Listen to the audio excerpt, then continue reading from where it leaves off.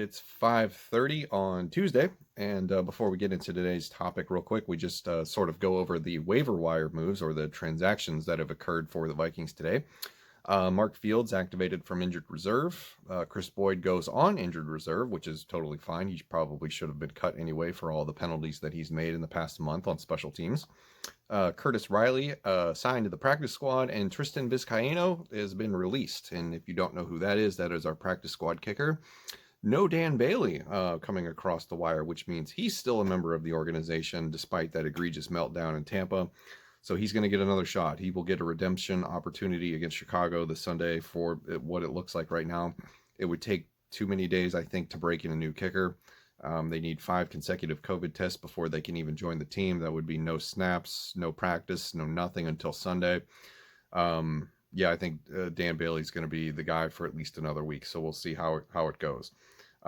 Which is just the wildest thing. The Jets just cut their kicker today after he missed everything that he did against the Seahawks. And I know they're in a completely different situation given the fact that they haven't won a game yet, but still, this is a choice. So we'll see if this backfires or not.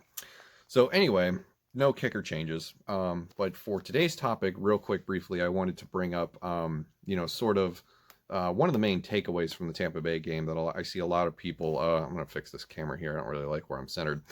One of the takeaways I see a lot of people sort of bringing up after the Tampa Bay game is, the Vikings are a good team, but they're very limited. And one of the limitations is in the trenches. And that's why I've titled the video as is. And that I think it needs to be the number one focused priority for this organization going into the off season. I don't care what happens the rest of the way this year. Even if we get into the playoffs, we're getting bounced. We're not winning a Super Bowl. It would be a miracle, and I hope I'm wrong. But at the same time, I'm realistic. I don't think it's going to happen at 6-7, needing a lot of help to get in the playoffs. And going up against teams with a winning record is not something Mike Zimmer's very good at. Today, I found out he's 19-20. 19-32 or something like that. 14-23 maybe is what it was. 14-23 is his record against winning teams head to head, and that's just atrocious. So looking ahead to the 2021 the 2021 off season, we need to get better in the trenches. That is the number one priority for us, and that is based off observation from the Tampa Bay game. And the statistic that we're pointing to in this scenario is pressure, right?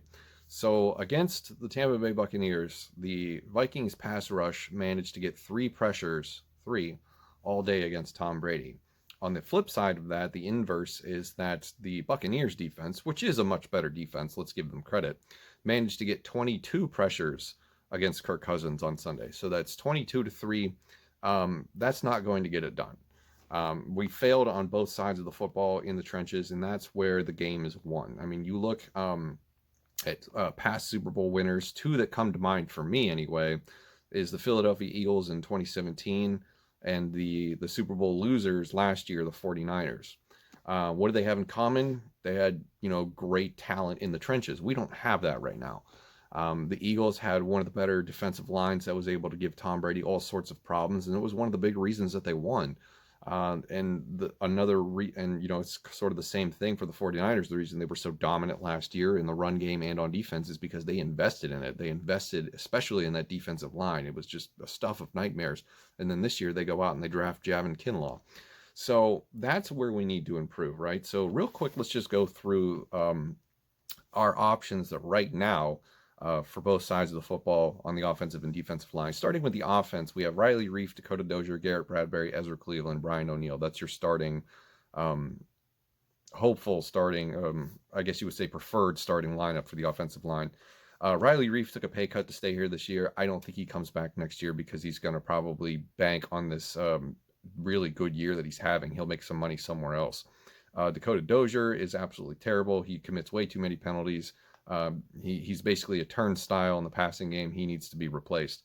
Garrett Bradbury is doing fine, nothing exceptional, not really living up to that first round pedigree, but at the same time serviceable. Ezra Cleveland has been a nice surprise this year.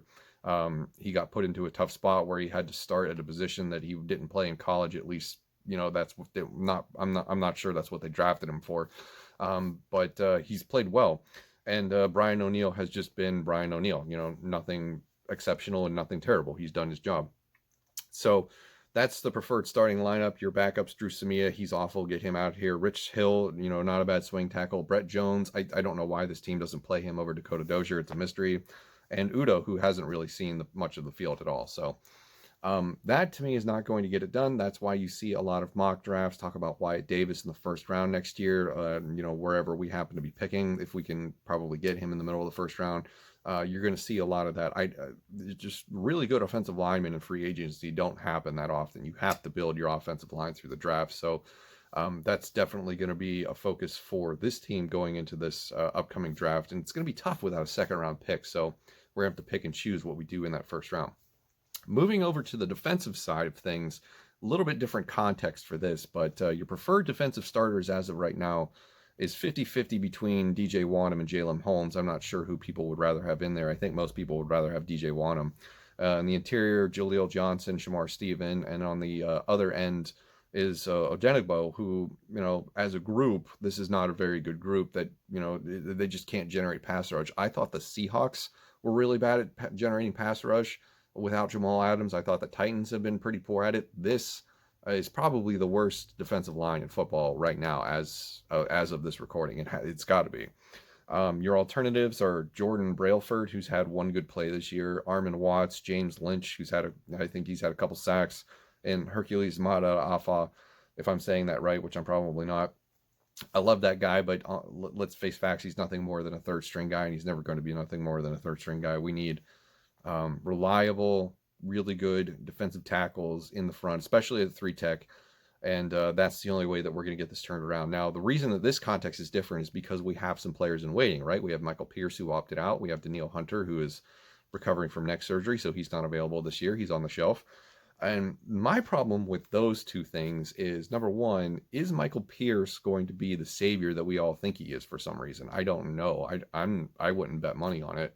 And then Danielle Hunter, that's the big catalyst. Is he going to be here next year? If he is, that helps everybody else. He automatically improves the rest of the defensive line because suddenly the focus is on him.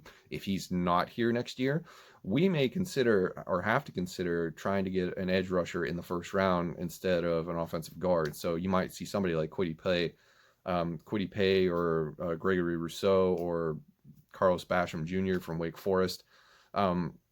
But that's what we need to do. That's where the focus needs to be. And I think that's a big takeaway from the Tampa Bay game, is getting better in the trenches, offensive line, defensive line, because right now they're both terrible, especially in pass protection on the offense and especially in pass rush on the defense.